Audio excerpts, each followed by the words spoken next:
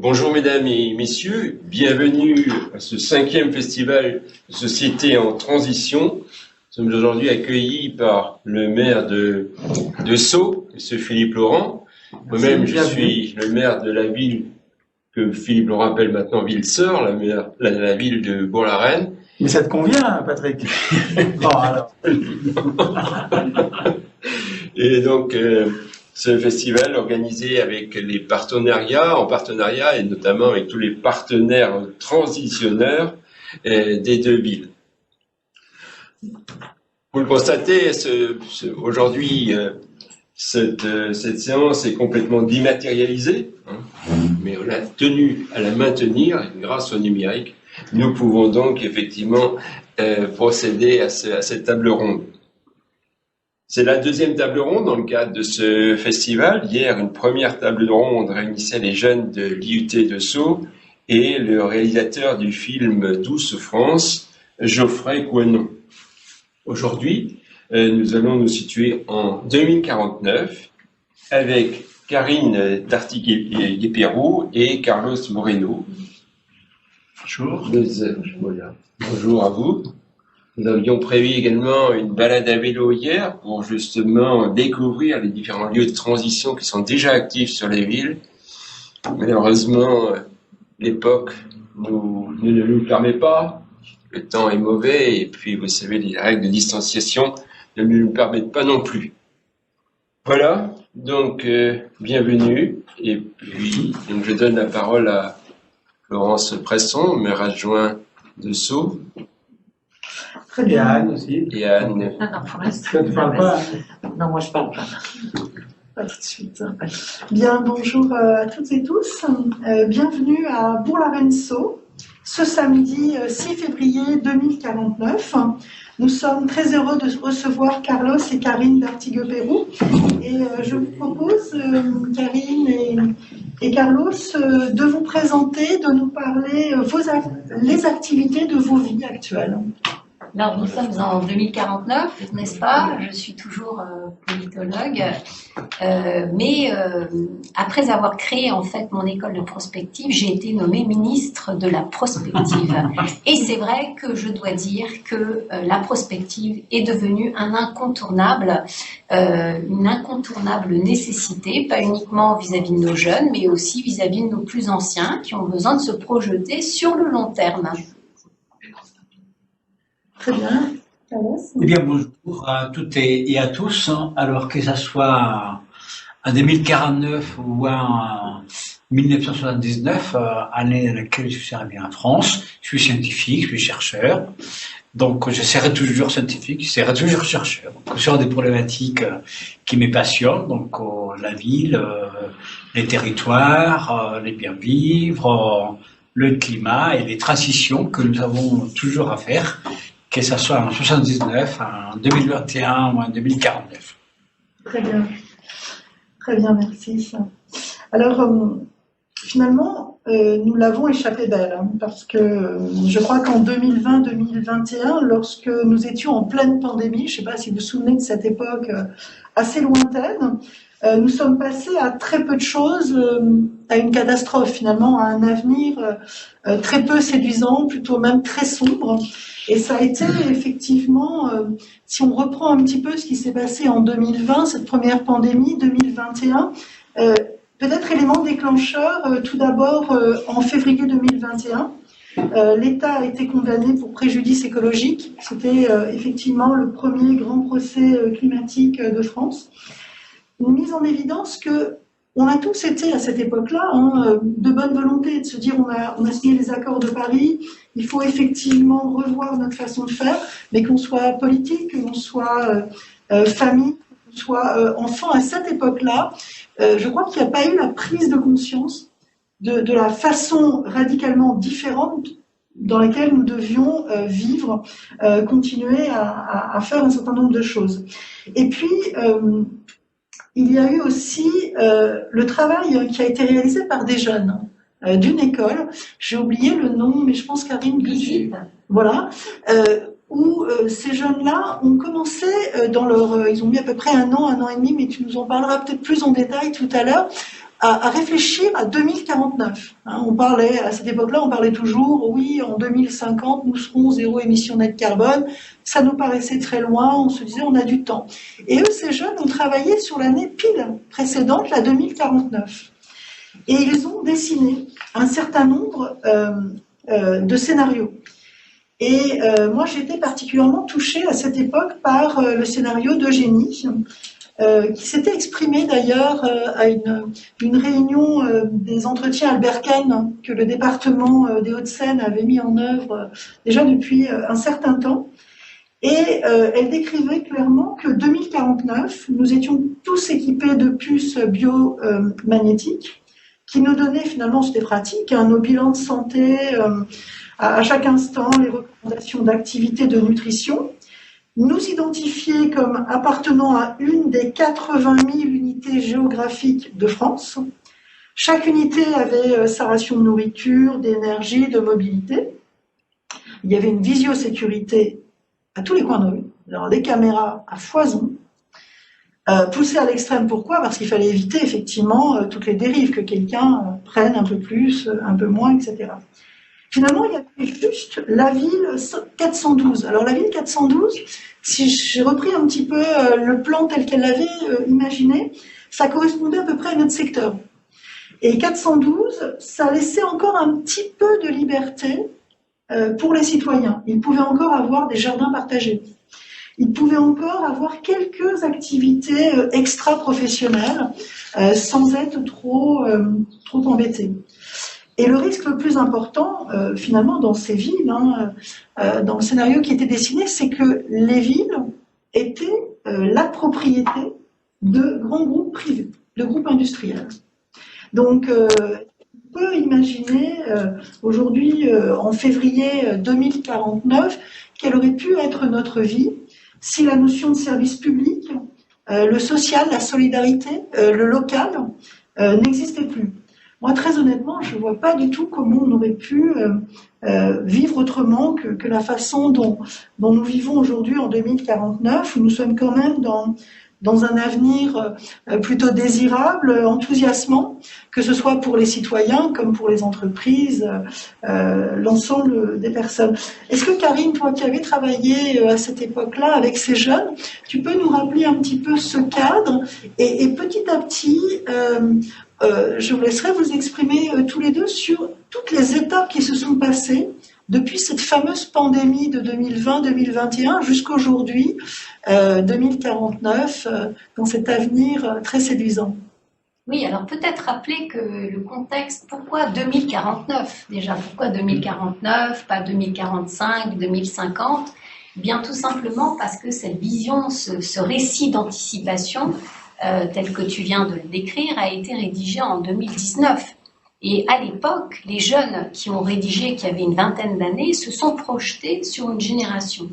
Or, on parle de réel changement dès lors que l'on parle de génération, une trentaine d'années à peu près, pour que les choses vraiment se cristallisent. Alors, il faut voir qu'en effet, il y a un côté finalement assez sombre dans ce scénario, et c'est ce côté un peu sombre de cette jeunesse de l'époque qui a fait que depuis, eh bien, nous avons changé radicalement un certain nombre de variables. Mais il faut quand même revoir un petit peu d'où on venait. Et aujourd'hui, nous sommes en 2049, mais il faut voir qu'il y a 30 ans, eh bien, un certain nombre de tendances étaient à l'œuvre. Et si tu permets, j'aimerais bien d'abord retracer un peu les tendances qui étaient à l'œuvre, et puis après, qu'est-ce qu'on a fait pour que justement on ne puisse pas finalement suivre ces tendances qui n'étaient pas toutes positives. Alors la première, c'est véritablement la question du local global. Il faut quand même voir que le grand contexte, c'est qu'on était quand même dans un phénomène énorme de globalisation à l'échelle planétaire. Alors, ce que je veux dire, c'est que ces étudiants qui ont rédigé ces scénarios, ce sont des étudiants d'interculturel, c'est-à-dire de management en interculturalité. Et donc, c'est pas neutre parce que ce sont des étudiants qui parlent 4 ou 5 langues, au moins 3 couramment. Ce sont aussi beaucoup d'étudiants étrangers qui viennent étudier en France à un moment. Donc, leur vision est véritablement globale. Et ils voyaient dans ce contexte de globalisation un peu ce côté effréné de cette globalisation qui va très vite, avec vraiment un désir d'aspirer à vraiment vivre localement. Donc ça, c'est la première tendance à l'œuvre, où on voyait vraiment cette tension, le local et global, avec une globalisation à l'œuvre, mais un vrai souhait de revenir à une vie beaucoup plus locale. La deuxième, c'était véritablement ce côté d'urbanisation, ruralisation, puisqu'à l'époque, on était en plein, au niveau européen, en plein Brexit, etc., où on se posait beaucoup la question finalement du rejet des campagnes et de cette opposition entre le rural et l'urbain. Et eux, finalement, s'étaient dit, on voit bien que ces grandes mégapoles, on attend une grande croissance de ces grandes mégapoles, mais on voyait bien qu'on arrivait un petit peu au mur et que cette taille finalement de ces grandes mégapoles posait problème, et surtout cette articulation entre le rural et l'urbain, et on voit bien qu'il y avait une tension et qu'elle était source de conflit. Il y avait eu bien sûr en France les gilets jaunes, il y avait eu le Brexit qui oppose beaucoup aussi le rural à l'urbain, et donc, ils voyaient ça comme la nécessité, finalement, d'articuler beaucoup plus le rural et l'urbain. La troisième variable de l'époque, c'était que on était en pleine pandémie, c'était à peine le début de la crise du coronavirus, et donc une prise de conscience extrêmement forte de la nécessité de prendre soin de sa santé et de relier la dimension de santé avec l'importance de son corps, alors même que le développement technologique faisait qu'on pouvait être de plus en plus embarqué par des machines, le transhumanisme commençait à faire parler de lui, etc. Et la nécessité finalement de prendre conscience que la santé de nos corps, elle aussi, elle dépend directement de notre écologie. Et donc là, il y a véritablement une vraie variable qui a aujourd'hui agi en 2049. Heureusement, comme on va le voir tout à l'heure, les choses, heureusement, ont pris une nouvelle tournure. Mais c'était l'époque, et l'époque, on avait très peur finalement de vieillir tous beaucoup plus tard, c'est-à-dire de mourir beaucoup plus tard, mais en très mauvaise forme, avec des maladies civilisationnelles qui explosent, et avec une perspective pour les jeunes générations pas très enthousiasmante. Et puis, bien sûr, les nouvelles technologies qui déjà étaient très développées déjà en 2019, mais qui faisaient partie du quotidien de ces vies et qui ont été totalement intégrées malgré les quelques oppositions de ci, de là. Et bien finalement, on est allé à fond dans le développement technologique qui s'est imposé, pas uniquement pour le télétravail, mais aussi pour la mobilité, pour tout un tas de choses. La consommation, c'est finalement la cinquième variable, et la consommation, ça a été très étonnant parce que finalement, les gens ont également pris conscience qu'ils pouvaient consommer très localement. Et là, il y a vraiment eu une évolution, c'est-à-dire que cette grande consommation des grands supermarchés, finalement, elle s'est vraiment effacée avec des consommations locales qui veulent dire plusieurs choses. Une consommation locale, c'est bien sûr d'être livré chez soi, mais c'est aussi de pouvoir avoir accès à des produits qui sont fabriqués localement. Mais l'un n'oblige pas l'autre, et les deux, finalement, peuvent se compléter. En tout cas, ce qui s'est passé au niveau de la région Île-de-France, c'est que l'approvisionnement, par exemple, des cantines ou localement, s'est fait régionalement. C'est-à-dire qu'il y a vraiment eu cette bascule où on a pris conscience que la proximité, le local, c'était aussi consommer des produits qui étaient fabriqués, pas uniquement distribués localement chez les personnes. Et puis la dernière variable de l'époque, il faut quand même rappeler ça, c'est ce degré de mobilité des personnes, puisqu'on s'est dit, est-ce qu'on va vers une démobilité, mobilité? Démobilité, pourquoi? Parce que les personnes vieillissant sont de moins en moins mobiles, le coût de mobilité du fait de l'impact écologique et pollution est extrêmement important. Il y avait plein d'incertitudes sur la dimension de la transition énergétique. Rappelez-vous, en 2019. Tout cela a fait fi, s'est passé finalement avec des gens qui, comme on le voit dans le scénario, vivent très seuls. Je vais passer la parole, bien sûr, à Carlos, mais j'aimerais après reprendre la parole sur le fait que ça a été un élément quand même très déclencheur, ces évolutions, c'est-à-dire de se dire qu'on ne peut pas vivre cantonné avec des communications à distance comme ça toute sa vie et qu'il fallait faire quelque chose, même en termes de mobilité. Tout à fait, parce qu'effectivement, Carlos, on s'était rencontrés il y a très très longtemps sur une conférence que tu faisais sur la Smart City. Et à cette époque-là, quand on entendait parler de Smart City, c'était nous allons tous vivre connectés derrière nos écrans. Et finalement, ça serait une déshumanisation totale. Donc il y avait beaucoup de personnes qui étaient vraiment contre cette idée-là. Et très vite, tu as introduit l'importance de l'humain. Je ne sais pas si tu veux nous rappeler un petit peu cette partie-là et justement le fait que le numérique en aucun cas n'a été une rupture du lien, bien au contraire. Oui, tout à fait. Hein, c'était une drôle d'époque, hein, puisque c'est très très loin maintenant, mais il y a 50 ans, donc l'année 2000, il y a eu quelque chose qui s'appelait Internet, donc des réseaux qui permettaient aux gens de communiquer. Il y a eu cette vague des téléphones mobiles où donc tous les gens avaient en permanence un appareil pour s'envoyer de photos, s'envoyer de messages. Et après, il y avait même les objets qui étaient collectés, donc le frigo quand il n'y avait plus de beurre, et dès qu'il y avait des pluies, alors on était au courant, voilà. Et donc il y a 50 ans, il y a eu une espèce de vague qui s'est développée, mais partout dans le monde, hein, que les gens soient riches ou pauvres, gros ou maigres, petits ou grands. Il y avait cette espèce d'hyper-connexion. Et donc, il y avait effectivement une espèce de voie vers est-ce que nous serons tous, aujourd'hui, donc en 2049, des androïdes finalement.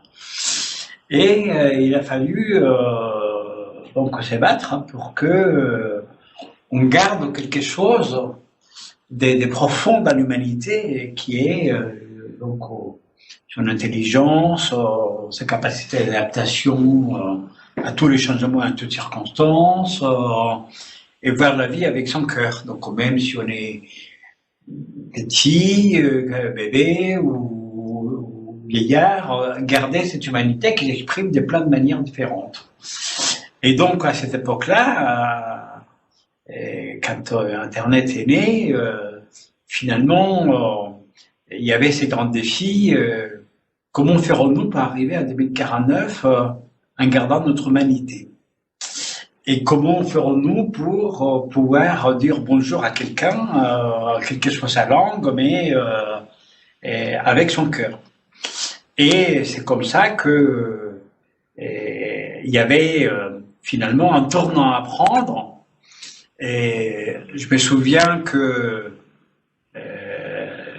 en 2015, il y a eu la conférence de Paris où on disait, face à toutes les dépenses énergétiques, face à toutes les manières de consommer, il faut arriver à 2050 avec de la neutralité carbone. Donc c'est l'année prochaine. Et voilà, donc cette neutralité carbone, elle n'était possible que si on changeait nos modes de vie. Et pour changer nos modes de vie, il fallait fonctionner autrement. Donc il fallait être dans une sobriété énergétique, il fallait être dans beaucoup plus d'humanité, il fallait être également dans un mode de production et consommation qui obère pas nos ressources naturelles si fragiles. Je me souviens que donc à cette époque-là, 2020-2021, juste avant qu'il y ait une pandémie atroce qui s'est propagée sur la planète, il y a eu beaucoup d'incendies de forêt. Il y a eu des incendies de forêt dans les États-Unis, sur la côte ouest, où il y avait Hollywood, à l'époque, les grands studios, des gens qui étaient très, très riches à Malibu. Je me souviens qu'il y avait des exilés de Malibu qui fouillaient les flammes, parce que toute la Californie était en flammes. Je me souviens l'Amazonie qui avait brûlé à peu près à la même époque. C'est une photo impressionnante, hein, des animaux, des bois qui fuyaient. Je me souviens de l'Australie, qui était en flamme aussi, même de la Sibérie, qui était également... donc c'était une partie de la planète qui brûlait parce que c'est devenu très fragile. Je me souviens de la toundra, qui donc avait cette fragilité parce que c'est de la glace, c'est humide, et donc cette glace, c'est un écosystème qui à l'époque permettait d'éviter les macrovirus, puisque quand ça dégèle trop vite, et ça s'est produit à certains endroits, ça fait des trous énormes qui libèrent du méthane, et donc ça mettait en danger l'équilibre énergétique, plus l'équilibre sanitaire, parce que les macrovirus, on ne les connaissait pas. Donc on avait déjà du mal en 2021 avec un tout petit virus qui fait 170 nanomètres et qui a mis toute l'humanité sous silence. À l'époque, les gens ne pouvaient communiquer que par des vidéoconférences, et en plus on voyait que leurs yeux parce que le reste était caché. Paraît que c'était devenu une habitude et que les gens ils faisaient comme ça pour se dire bonjour. Quand ils étaient contents, ils faisaient comme ça parce que ils pouvaient plus se toucher, ils pouvaient plus s'embrasser. Donc c'est vrai que ce qui était le plus délicat, c'était retrouver l'humanité quand les gens ont juste les yeux, retrouver du lien social quand les gens ne communiquent que par des écrans interposés, et de permettre donc aux gens de gérer des ressources avec beaucoup plus de sobriété et beaucoup plus d'équilibre. Et le plus difficile, c'est que les gens s'étaient habitués à vivre tous. Donc, dans des endroits où il y avait des grands tours, donc on s'est déplacé longtemps avec, à l'époque ça s'appelait le métro, les gens pouvaient faire jusqu'à 1,02 € pour faire un aller le matin, un retour. Ils ne voyaient pas leurs enfants, parce que quand ils arrivaient, c'était déjà couché. Et leur promenade était très réduite, puisqu'ils n'avaient pas le temps. En fait, aujourd'hui, en 2049, il y a quelque chose de particulier, c'est qu'on a du temps. Donc, parce qu'on a un meilleur équilibre dans nos vies, dans nos ressources, la manière comment on produit ou comment on consomme. Mais à l'époque, on n'avait pas le temps. Donc, du coup, c'était une réponse que les gens donnaient très souvent. Et ouais, j'ai plus tard, parce que là, j'ai pas le temps. Et, écoute, je t'invite à manger, mais donc tu me dis rapidement parce que j'ai d'autres rendez-vous. Donc voilà, donc cette réponse, j'ai pas le temps, était voilà, donc le temps. Et je me souviens qu'à cette époque-là, les gens étaient esclaves du temps, qui était la montre. Donc et la montre tournait, voilà. Aujourd'hui, c'est différent parce qu'on a appris. Donc à prendre le temps de vivre. On a appris à récupérer l'humanité, on a appris à savoir donc être socialement en bonne compagnie, donc avoir de la créativité, à cultiver l'esprit, cultiver certaines harmonies avec les autres, avec la nature. Mais on est passé pas loin du crash, hein, donc quand les récits qui nous remontent à cette époque-là étaient quand même extrêmement limites. Hein. On a l'impression que les gens ne se rendaient pas compte. Quand on y repense, nous, il y a très longtemps, on se souvient de ces feux, par exemple. Mais à cette époque-là, pile au moment où on le vivait, on avait le sentiment d'être une poignée à le voir. Qu'est-ce qui a pu aussi faire ce changement un petit peu de regard tu parlais, Karine, dans les écoles, dans les établissements, dans les écoles de prospective qui se sont développées. Comment, d'un seul coup, cette prise de conscience a pu se faire par les jeunes et par toute la population, finalement? C'est ce que Carlos disait, c'est que c'est vrai qu'en 2019, il faut quand même se remettre dans le contexte où on avait le temps de rien. On avait vraiment ce sentiment que tout ça s'éclatait, que la vie nous échappait. Et il y a eu vraiment ce changement radical qui a été de se dire on ne peut pas, justement, parce que les gens déprimaient comme des fous, les gens ne travaillaient plus, les étudiants ne travaillaient plus. On voyait en 2020-2021, les étudiants sont tous déprimés. Moi, j'étais des profs déjà à l'époque, tous déprimés devant leur ordinateur, les télétravailleurs déprimés, ceux qui perdaient leur job, etc. Il faut quand même voir le contexte de l'époque.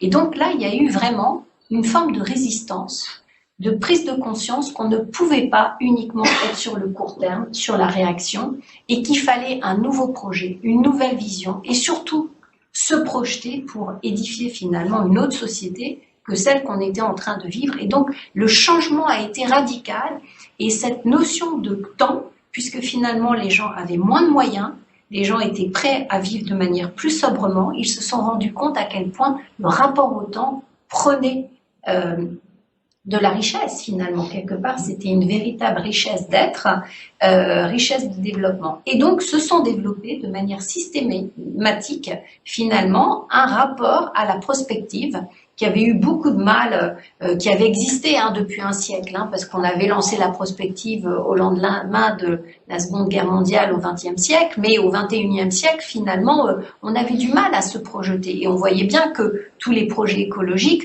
on avait beau dire, eh bien voilà, il faut passer au bas carbone, à une société bas carbone, à une société sobre, mais on avait du mal. Et là, tout d'un coup, ça a été quelque part une forme de nouveau souffle qui était de se dire, ben voilà, qu'est-ce que je fais à 10 ans, à 20 ans, à 30 ans, qu'est-ce que je fais véritablement pour transformer ma vie, pour transformer ma ville, pour transformer mon activité. Et se sont développées des écoles de prospective un peu partout, de manière systématique, des écoles de prospective transformationnelles, c'est-à-dire où la prospective n'est pas uniquement pour imaginer des futurs possibles, mais aussi pour que les personnes puissent se transformer elles-mêmes, c'est-à-dire vraiment un peu ce que déjà Gandhi disait il y a 2 siècles, c'est-à-dire vraiment cette idée de se transformer les autres, transformer soi-même, transformer sa société.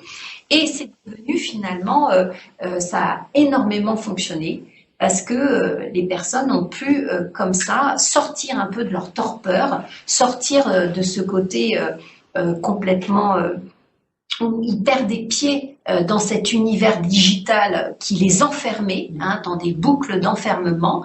Et ça a été extrêmement positif, parce que ça, c'était la première chose. Mais la deuxième chose, c'est que les gens mouraient d'être seuls.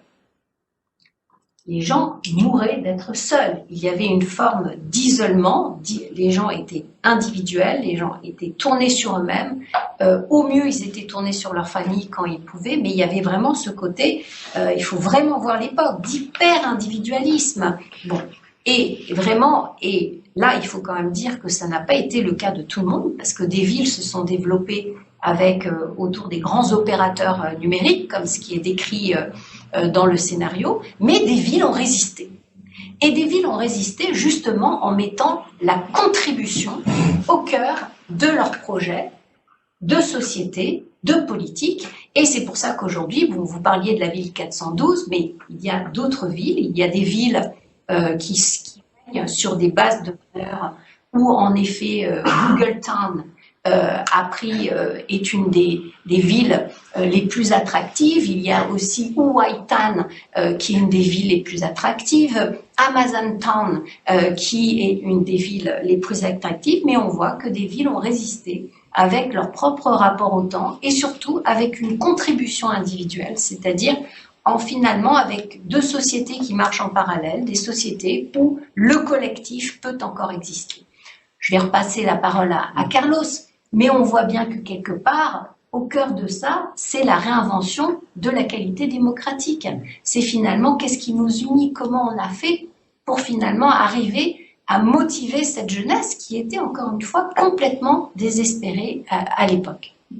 Je pense que c'est aussi le moment où ces villes qui ne sont pas devenues les villes que tu citais tout à l'heure, sur lesquelles il y a eu beaucoup plus de sens, c'était aussi des villes qui ont choisi de se construire ou se reconstruire autrement.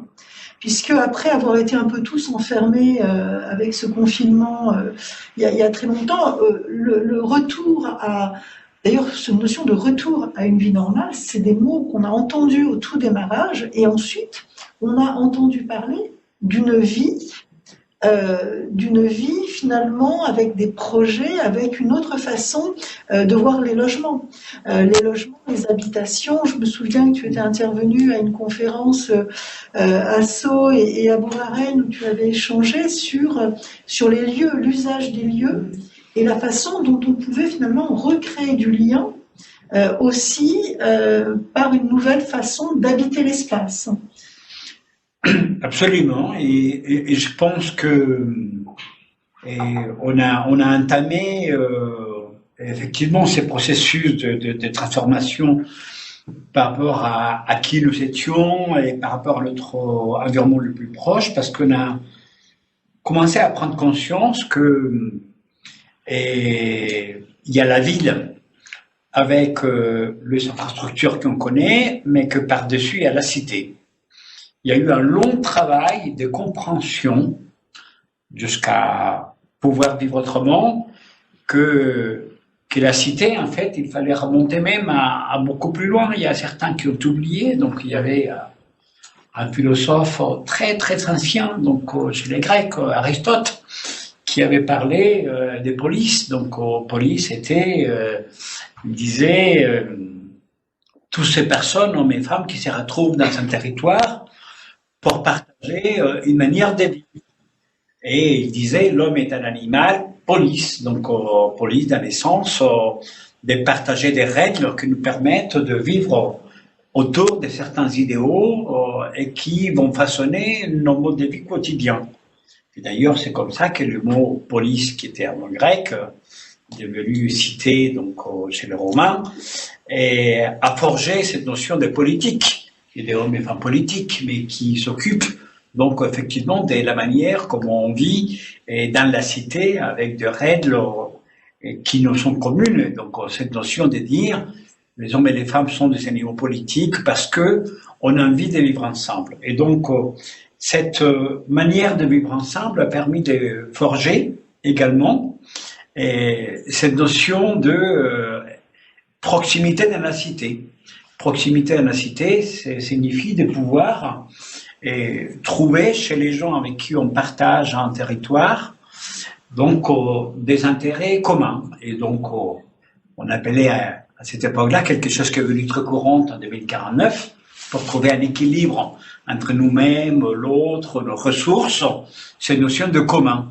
Donc le commun, c'est tout ce qu'on peut partager et qui va servir à tout le monde, quelle qu'elle soit la propriété qui est acquise, publique ou privée, peu importe. Je me souviens qu'à l'époque, il y avait énormément de débats, ça c'est public, ça c'est privé, et qu'aujourd'hui, en 2049, c'est plus le problème. C'est plutôt comment on utilise des choses, publiques ou privées, mais qui peuvent servir à maintenir un équilibre.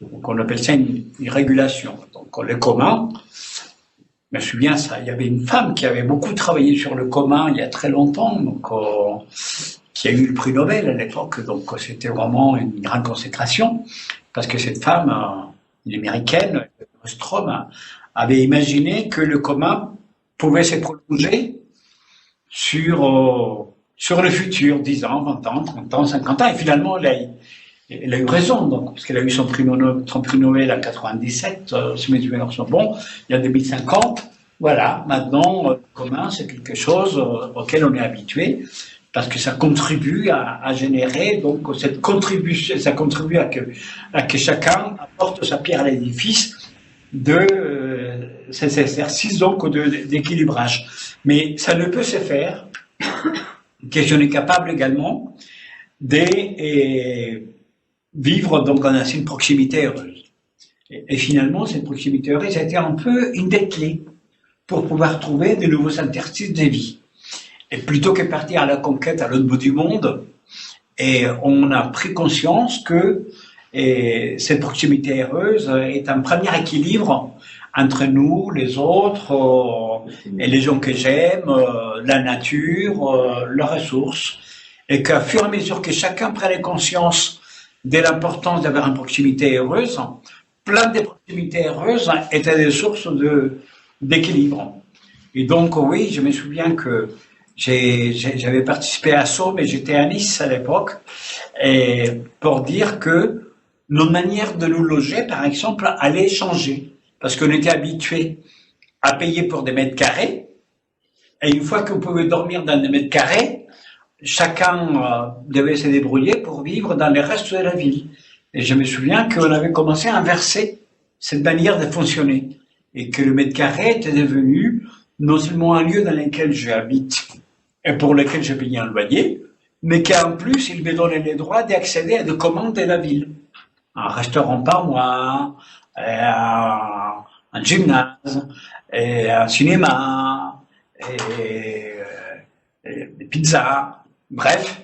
Donc, cette notion de commun était au service d'une nouvelle économie dans laquelle il n'y avait pas d'opposition entre être propriétaire et offrir un service, et celui qui utilise des services, si ça permet donc de mieux partager donc une vie dans laquelle mes mètres carrés dans lesquels je suis, automatiquement, par ma contribution, par mon travail, vont me permettre d'accéder à des services locaux.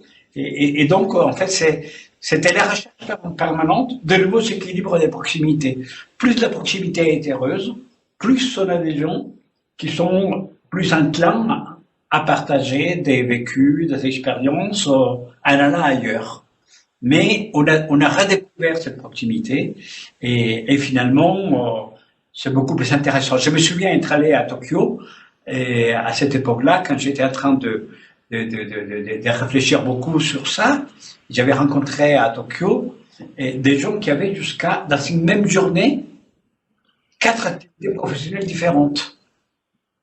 Et donc, de 7h du matin pratiquement jusqu'à 21h, ils avaient eu 4 activités différentes, 4 patrons. Et je me souviens même d'avoir vu des gens qui, au bout de la 4e, ils étaient tellement fatigués, parce qu'ils étaient dans un restaurant, dont ils avaient une partie de la propriété, mais ils étaient salariés en même temps, qui ne rentraient pas chez eux, ils dormaient par terre, quasiment. Voilà. Et c'était ça leur vie. Pour pouvoir avoir une voiture plus belle, pour pouvoir donner aux enfants plus de... Et donc, avec la proximité heureuse, ça a changé, parce que voilà, on n'avait plus besoin d'avoir 4 emplois, parce que avec une proximité professionnelle, personnelle, familiale, c'était la recherche de nos équilibres. En fait, on avait perdu la notion d'équilibre. Donc, on était tout le temps en train de faire le funambule. Et donc, on était dans ce funambulisme qui, d'un côté, consommait beaucoup trop de ressources, donc tout le monde était en danger, ou de l'autre côté, on voulait avoir encore des choses pour soi, au détriment du temps utile, et donc d'être heureux. Et finalement, on a petit à petit retrouvé un chemin de crête dans lequel cette proximité heureuse, c'était des cercles concentriques, donc, qui permettaient un peu d'obtenir de nouvelles régulations. À l'époque, c'était pas simple des régulations, parce que on nous envoyait sur des choses que la planète avait très mal vécues. Parce qu'il y avait des gens qui avaient pris le pouvoir à une époque où la régulation, c'était l'obligation, la contrainte, la soumission. Voilà. À l'Est, Chine, la Russie, ça avait été très douloureux. Mais finalement, oui, il y a des manières de trouver des régulations qui sont tout à fait viables.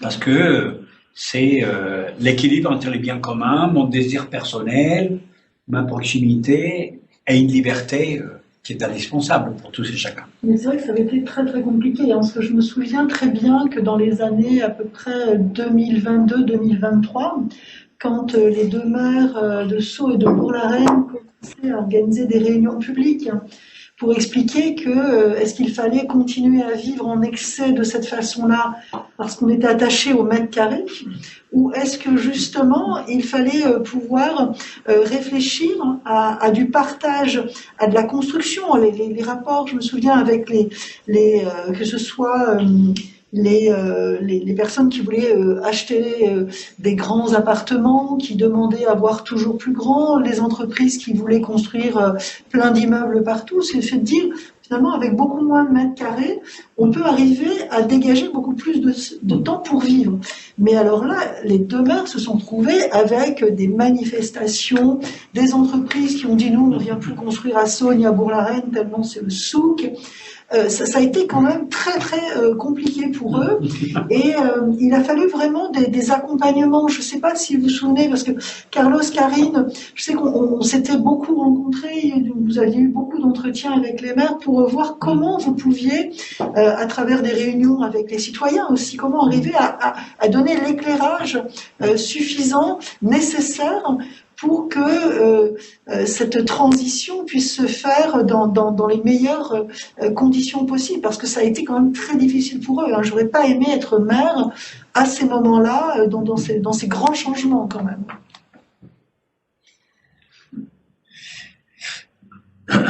Moi, par rapport au maire, je me souviens que c'était des lourdes responsabilités, parce que d'autant plus que dans ces pays et dans ces communes, on avait des gens qui étaient jamais contents. Donc, d'une part, ils avaient encore atteint le niveau de sérénité que nous avons aujourd'hui en 2050, en 2049.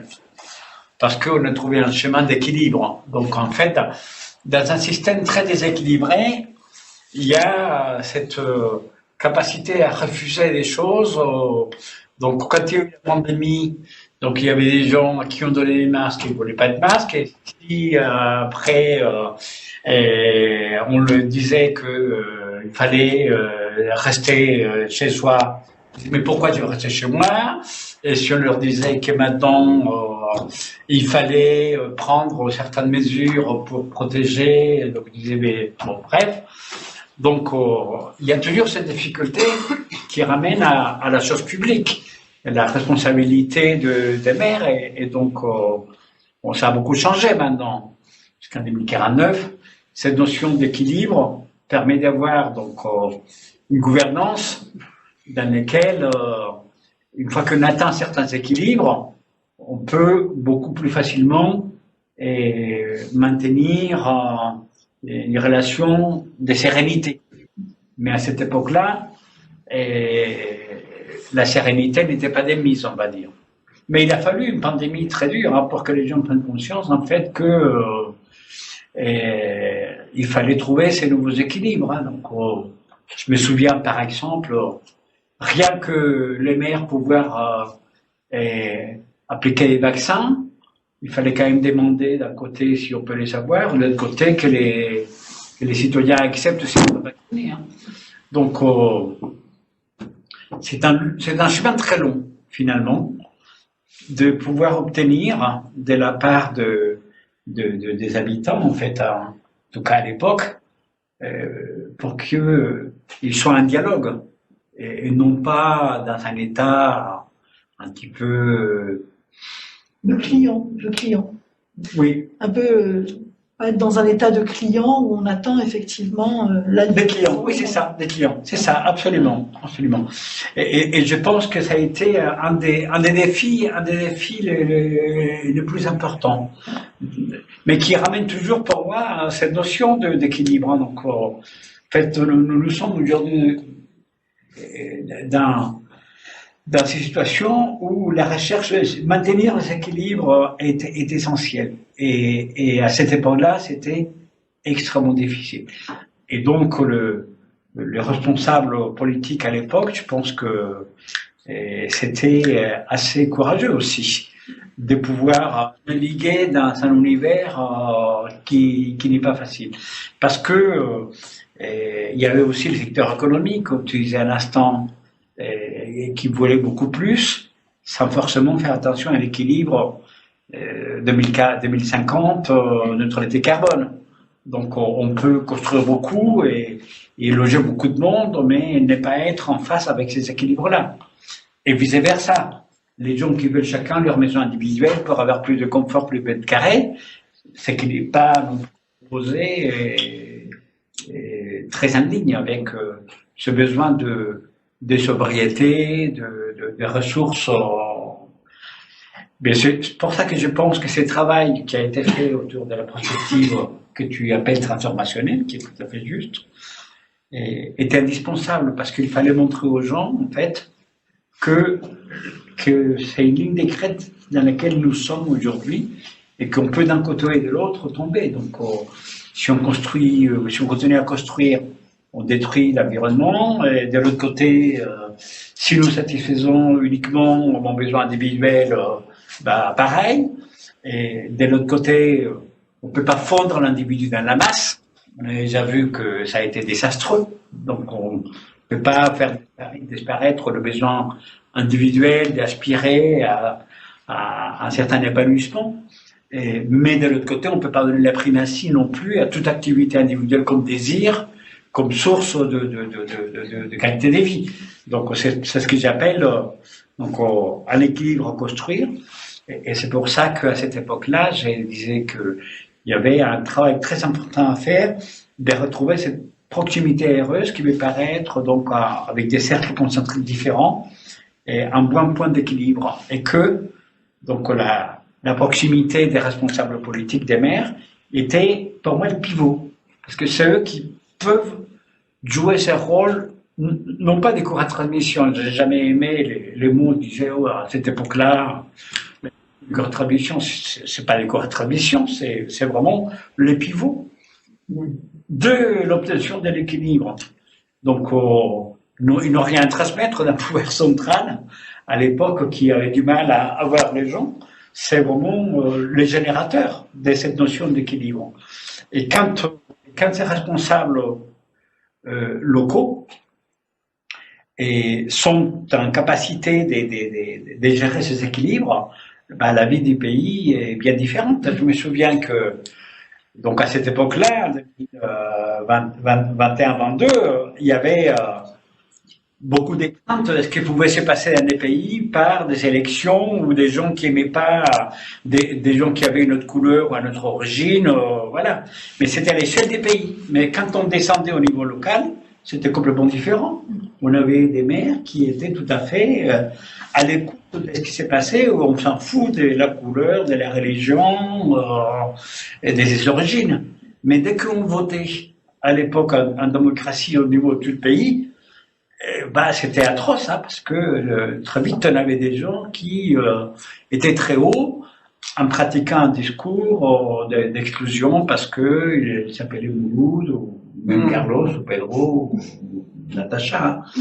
Mais heureusement qu'ils étaient là, parce que sans eux, ces équilibres ne seraient pas acquis aujourd'hui en 2050, on n'aura pas traversé avec sérénité. Oui, en fait, ce qu'il faut dire, c'est que à l'échelle globale, il y a eu finalement un changement radical sur la capacité d'attractivité territoriale. Exactement. C'est-à-dire qu'il faut voir que certaines personnes ont fait le choix d'accepter de continuer à être géolocalisées, avoir son job, avoir son confort, avoir ses services numériques, avoir tout à disposition. C'est le choix de beaucoup sur la planète qui ont fait ce choix et qui ont fait le choix finalement d'abandonner une partie de leur liberté à des fins de confort, de matérialisme et accepter d'être géolocalisé, etc. Voire même d'avoir une puce et même d'être embarqué pour pouvoir effectuer des tâches et avoir un salaire. Et on le voit. Mais on voit aussi qu'une partie de l'humanité a fait le choix d'une autre vie. Et c'est ça qui est intéressant, c'est qu'en fait, ce qu'on a vu, c'est qu'en 30 ans, ce changement de génération, avec aussi des projets de ville qui proposaient un projet citoyen, réellement citoyen. Et ce qui a transformé, c'est que les gens ont pris conscience que leur responsabilité individuelle était liée à la responsabilité collective. Et là, en fait, c'est comme si un fossé s'était créé entre ceux qui, finalement, abandonnaient toute prérogative de leur action. Donc, on était vraiment dans un nouveau dessin politique, finalement. Et d'autres qui, au contraire, ont souhaité vraiment prendre leurs responsabilités, participer. Parce que dans cette ville des communs que tu dessines, eh bien, les gens n'étaient pas passifs.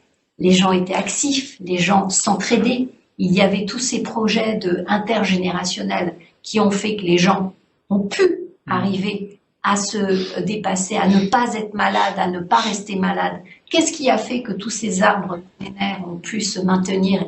Eh bien, parce que la prise de conscience de biodiversité, elle était là. Tout le monde avait ses jardins sur les toits, tout le monde passait à bicyclette. En fait, tout ça était normal. Donc, finalement, je pense que il faut quand même dire que malgré cette tension, il y a eu un peu comme des îlots. Et cette ville 412 fait partie de ces îlots de prise de responsabilité. Alors justement, là, j'ai une question de quelqu'un qui a capté un petit peu notre émission là et qui habite dans Amazon Tour, génération 5, et qui me dit, mais comment pouvez-vous vivre aujourd'hui sans centres commerciaux? Parce qu'effectivement, c'est vrai qu'on n'a pas du tout de centres commerciaux ici. Donc, je ne sais pas qui peut lui répondre à cette question très très concrète, puisqu'effectivement, ce n'est pas le cas dans l'espace où nous sommes. Centres commerciaux, c'est vrai qu'on a même oublié ce que c'était un saut dans cette ancienne, enfin dans cette autre ville, où d'autres priorités ont été données, je pense. Alors moi, je me souviens que à cette époque-là, j'avais rencontré un monsieur, et j'étais jeune, et donc c'était un monsieur qui déjà avait un certain âge, et son nom c'était Mullier, et donc c'était une grande famille, c'était la famille Mullier. Et ce monsieur, donc il était un des grands propriétaires au monde, dans des grands centres commerciaux, et j'avais sympathisé avec un membre de sa famille, donc c'était un neveu. Et donc, avec ses neveux, et j'avais passé beaucoup de temps.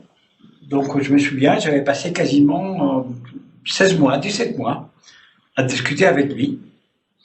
Et donc, moi, je lui avais dit, tu sais, ces centres commerciaux, je ne sais pas si ça va arriver à exister parce que ça pose beaucoup de problèmes. Toute cette espèce de lieux très minéraux, dans lesquels il y a énormément d'objets inutiles, avec plein de gens qui se déplacent loin et qui, du coup, tuent la vie.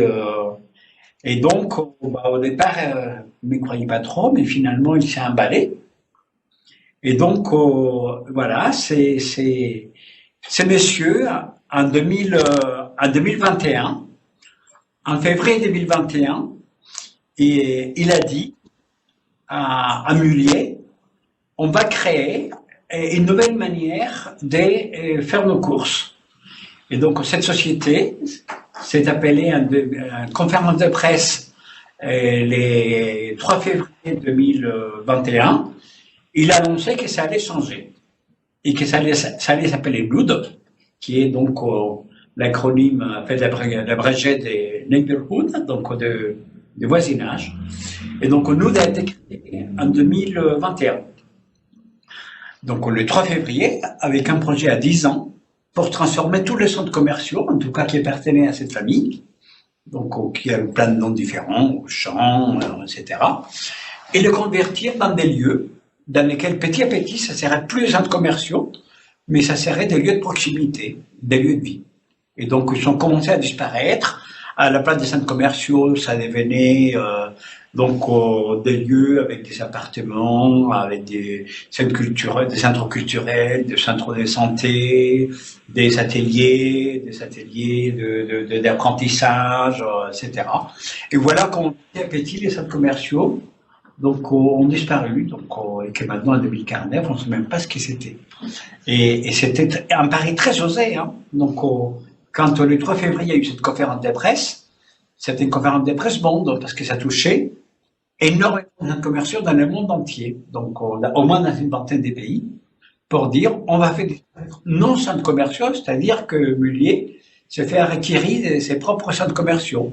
Il a dit, ça va plus s'appeler centres commerciaux est-il marque, parce qu'ils avaient plein de marques différentes, hein, pour les bricolages, pour les courses, pour les sports, etc. Et voilà, donc c'est comme ça que l'histoire a commencé, parce que ça fait tache d'huile, et on a vu apparaître plein de nouvelles entités, un peu partout, voilà. Et donc je me souviens que quand il a fait sa conférence de presse, donc le neveu de Mullier, Antoine, il a dit voilà, donc Noud, ça va être donc une nouvelle manière de vivre, avec non plus des centres commerciaux, mais des villes des quarts d'heure. Voilà, donc c'est comme ça que voilà, c'est ça qui est dans le communiqué de presse le 3 février 2021 des Noud. Au niveau mondial. Et ce qu'il faut dire aussi, c'est que déjà à l'époque, il faut quand même pas oublier que le premier, par exemple, quelque part, le premier site e-commerce de vêtements, par exemple, c'était Vinted. Et déjà à l'époque, Le Bon Coin, c'était le premier site d'échange.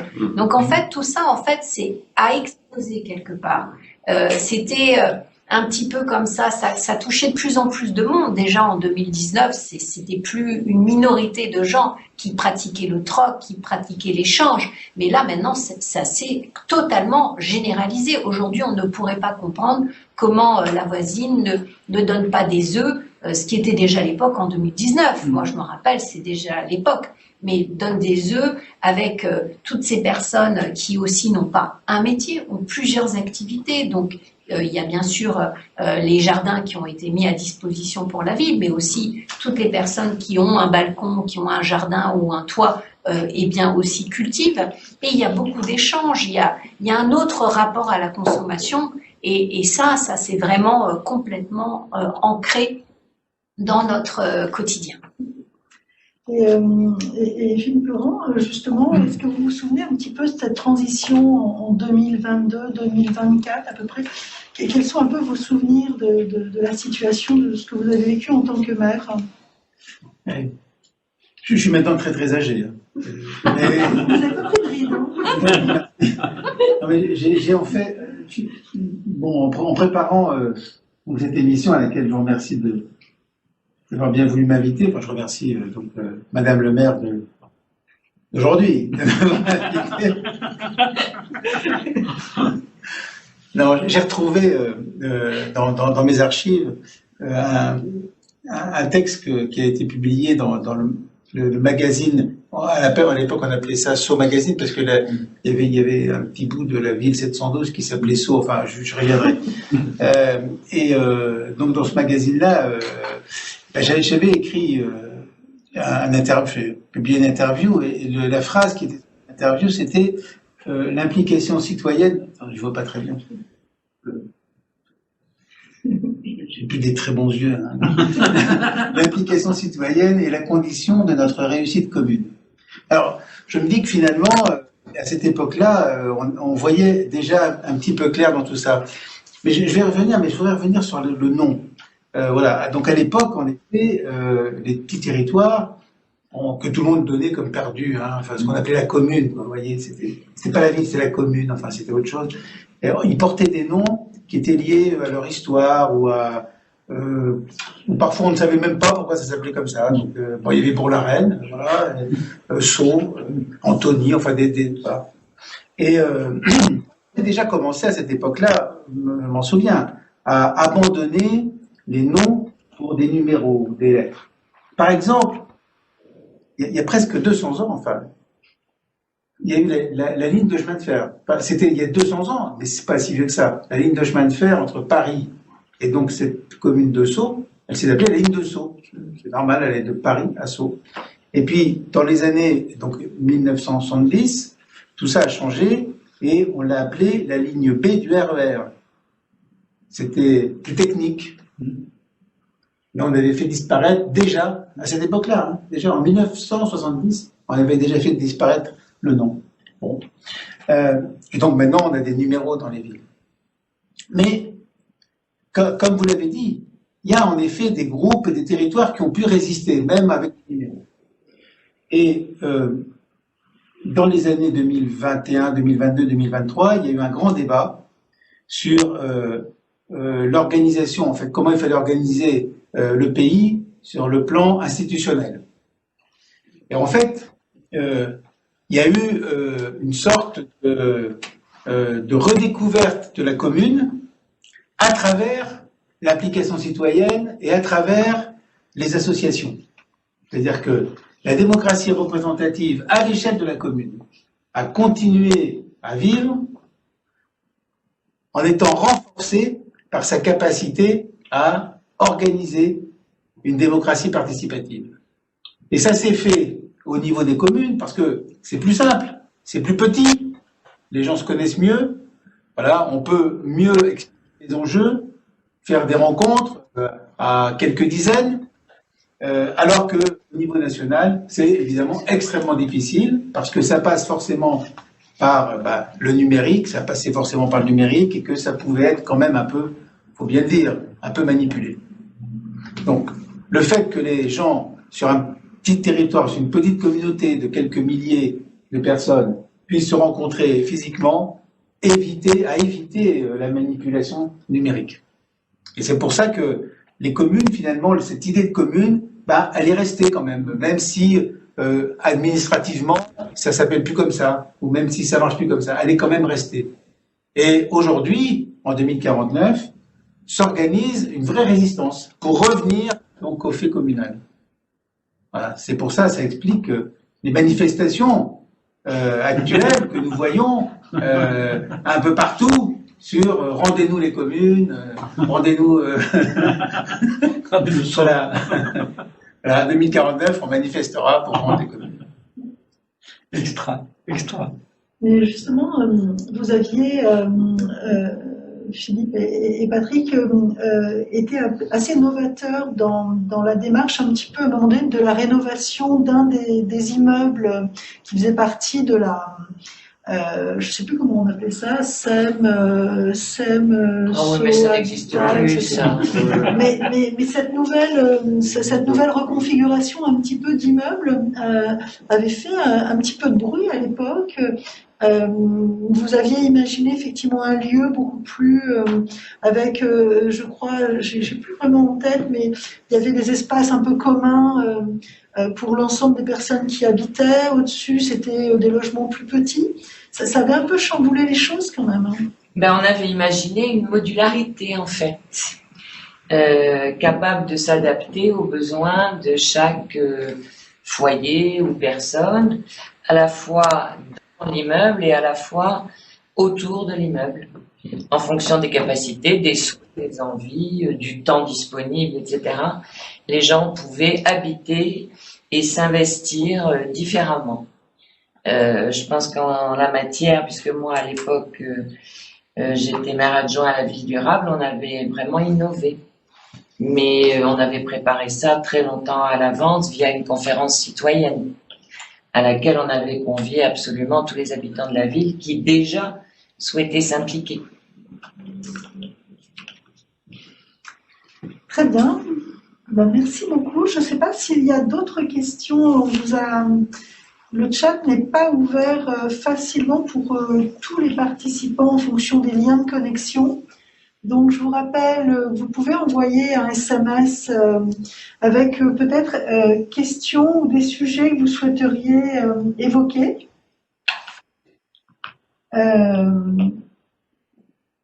Écoutez, on va attendre 1 minute ou 2. Et puis, je ne sais pas si vous avez un souvenir de ces années assez éloignées, mais qui pour vous a peut-être été un élément déclencheur dans votre entourage, dans votre vie professionnelle à l'époque. Je ne sais pas si vous avez un souvenir de ces années passées et d'une porte qui s'est ouverte ou d'un point, un vrai changement qui a pu se faire. Ah bah oui, moi je me rappelle très bien...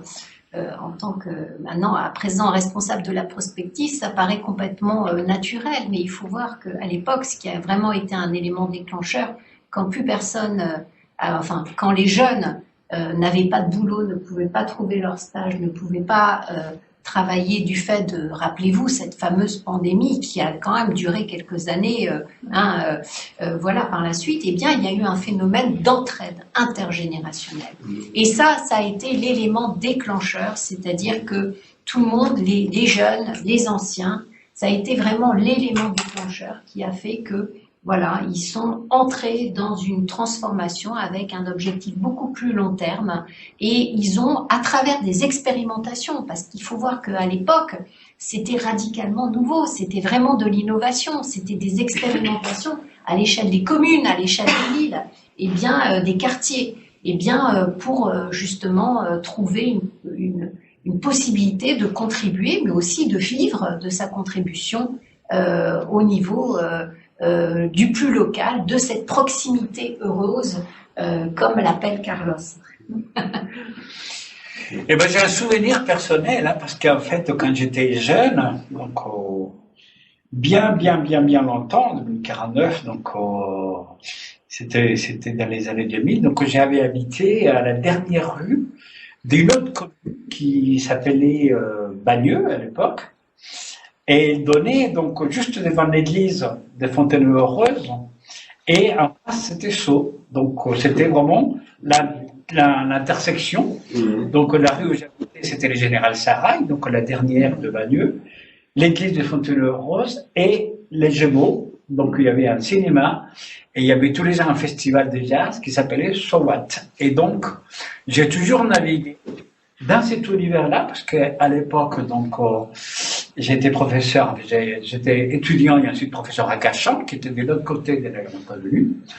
Et donc j'allais souvent en patin à roulettes, donc donner mes cours à Cachan. Et j'avais découvert cette proximité. Donc mon enfant allait au conservatoire de Bourg-la-Reine. Moi j'allais souvent sur Watt. Il y avait des amis qui habitaient à Fontenay. Et pourtant ma commune c'était Bagneux où il y avait... Donc j'avais appris à naviguer dans cette espèce de proximité où à quelques kilomètres en fait on avait plein de choses différentes. Et j'avais trouvé ça intéressant de voir que dans cette proximité, on pouvait avoir plein de choses et sans être obligé d'être toujours sur une heure de voyage pour aller jusqu'à un certain endroit. Il y avait à l'époque cette espèce de horaire, effectivement, qui allait à Châtelet, qui était une espèce d'énorme trou. C'était un énorme, c'est disparu maintenant, les gens ne savent plus ce que c'était. Mais à une époque, il y avait un marché, et donc ce marché a disparu, il y a eu un énorme trou. Et dans ces trous, il y en avait plein de boutiques, des centres commerciaux, etc. Et donc moi, j'aimais bien aller à tous ces petits marchés qu'il y avait autour, parce que c'était sympathique. Et donc, toute cette notion de proximité heureuse pour moi, je pense qu'elle est venue de tous ces souvenirs, de toutes ces communes que j'ai arpentées un peu à cette époque-là, et qui m'ont appris à être en contact avec cette espèce d'humanité qu'on arrivait à vivre. J'allais les après-midi au Parc des Sceaux, il y avait l'orangerie, il y avait de la musique, il y avait plein de choses différentes et je pense qu'on a appris un peu à construire des univers de vie dans lesquels cette proximité a été un élément important. Alors, j'ai une personne justement qui pose une question sur la notion du bien commun et qui voudrait savoir si c'est un bien, quelque chose que nous voulons partager, ou finalement c'est des hommes et des femmes de pouvoir qui imposent cette notion de bien commun. Ah, c'est une très bonne question. Donc, il faut remettre ça dans le contexte à l'époque. Hein.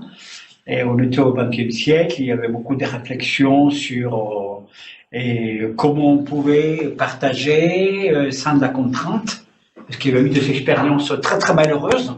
Donc au début du siècle, hein, il y a eu des tentatives de faire partager les choses de force, donc par des États, des armées, des flics, des agents secrets. Donc il y a eu toute une partie des continents qui a été complètement mise sous un régime policier, hein, parce qu'on obligeait les gens à partager des forces. Hein, donc on a eu beaucoup de mauvaises expériences. Il y a eu même des millions de morts hein, dans des camps qui ont été créés exprès, voilà, au nom de.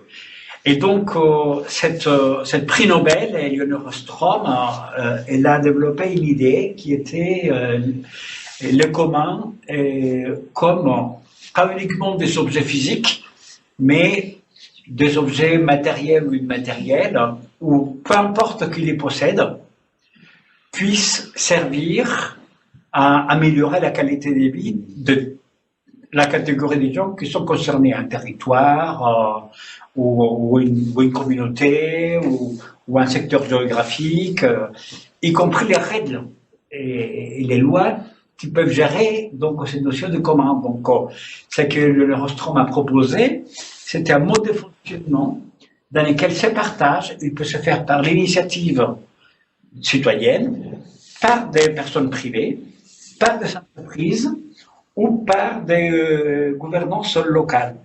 Et donc, il faut retourner aux sources, mais pour donner un exemple, donc ça peut être tout simplement et à cette époque-là, préserver la qualité de l'air, par exemple, pour que l'air ne soit pas pollué.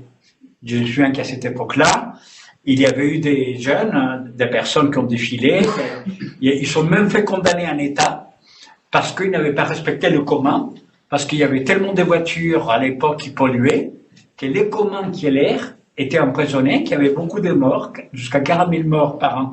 Au Liban, parce qu'il inhalait de l'air qui était donc empoisonné par des voitures. Ils avaient même obtenu devant des cours européennes de condamner un État en 2021, voilà, parce qu'ils ne respectaient pas le commun. Mais ça s'applique aussi donc à des gouvernances qui préfèrent préserver donc l'eau, l'air, qui pratique également une politique des régulations des loyers pour permettre l'accès à certaines personnes qui n'ont pas les ressources. Et donc, en fait, le commun, c'est une catégorie de manière de gérer les ressources dont on dispose et qui est très large.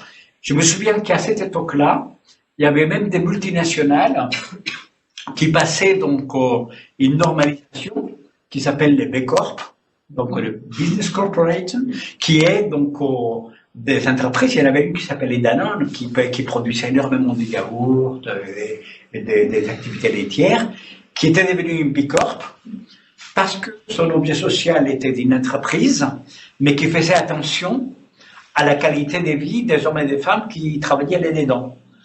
Et je me souviens même qu'il y avait eu, dans la loi, à l'époque de la République française, une catégorie d'entreprises qui s'est appelée les entreprises de mission, qui étaient les entreprises qui étaient construites comme toute entreprise avec des notions de rentabilité, mais en étant une entreprise à mission, elle devait porter dans ses statuts le fait que le commun était lié à sa propre activité. Je me souviens qu'il y avait une entreprise des déchets qui récupérait toutes les taxes liées aux déchets et qui était donc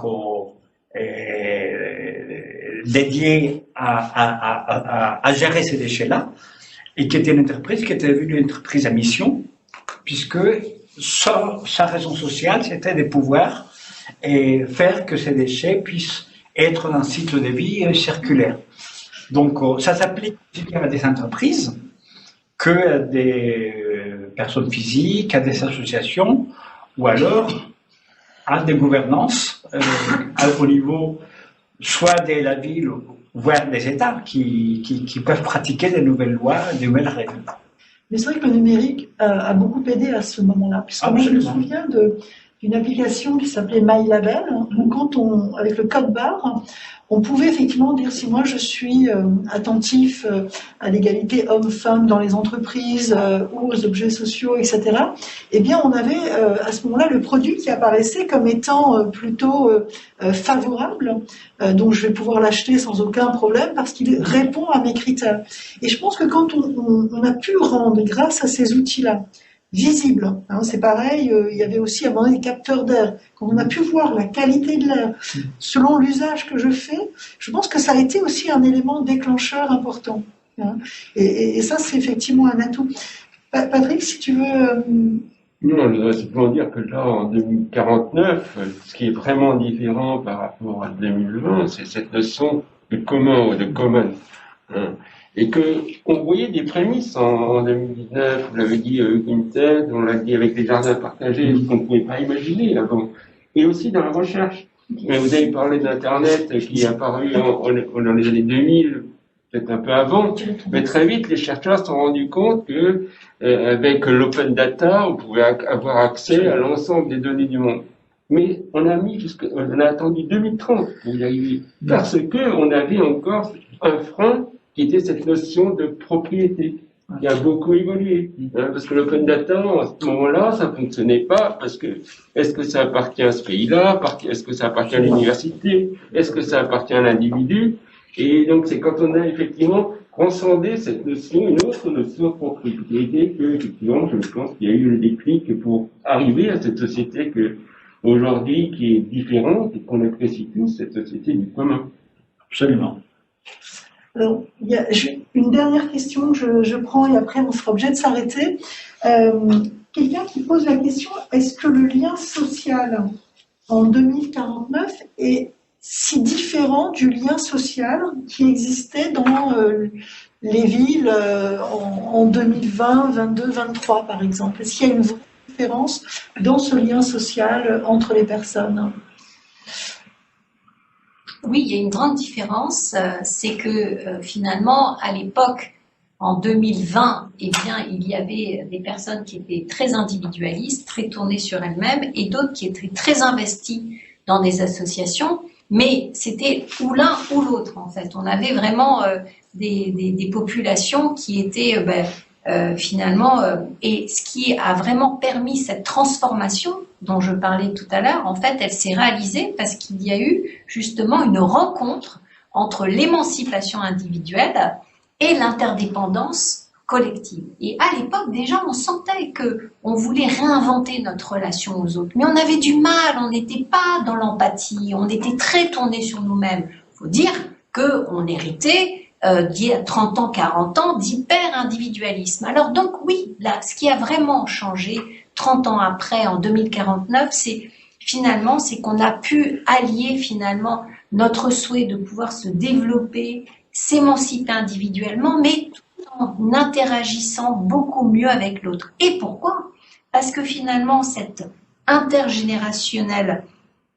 dynamique d'intergénération, cette dynamique finalement d'accueil aussi des étrangers, parce que je le disais tout à l'heure, en fait, il y a eu quand même une implosion au niveau de la planète. Des gens ont bougé, ont migré pour aller vivre dans ces communes, pour aller vivre dans ces lieux où ils pensaient qu'il y avait un autre projet de société démocratique. Ça a été le choix de la démocratie.